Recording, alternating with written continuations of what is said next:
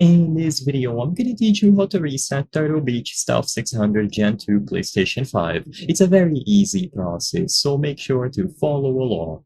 In this video, I'm going to give you easy to follow instructions on how to properly perform a full reset on your Gen 2 Turtle Beach Stealth 600. You will be able to reset it as if they are brand new, and oftentimes this can help you fix issues attributed to the battery not charging, to the LED being constantly stuck on red, or any sort of connectivity problems. This is a feature natively built into the headset, and all that you have to do is use the physical buttons on the headset itself. So as you can see, the buttons that you have to press are going to be the mode button and the connect button. So you have to press both of these buttons simultaneously for about 30 seconds. So it takes a while. You have to hold them down a lot until eventually you will see some sort of LED activity indicating that they are now resetting.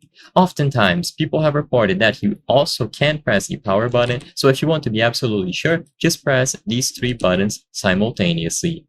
The connect button, the power button, and the mode button, and then keep pressing them down for a while until eventually you will see the LED flash, indicating that it was reset, and if the headset powers off, you just have to power it back on again. With this done, you can now go ahead and connect it to your preferred platform. Most of the time, this will be using a USB dongle. Of course, in this image, I have it Xbox branded, but yours should include the PlayStation dongle if you are doing this process with the PlayStation version.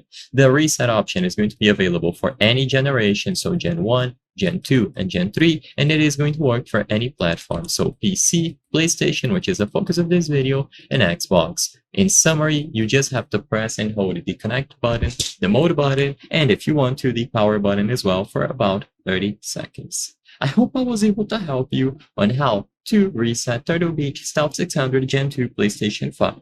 If this video helped you, please be sure to leave a like and subscribe for more very easy tips. Thank you for watching.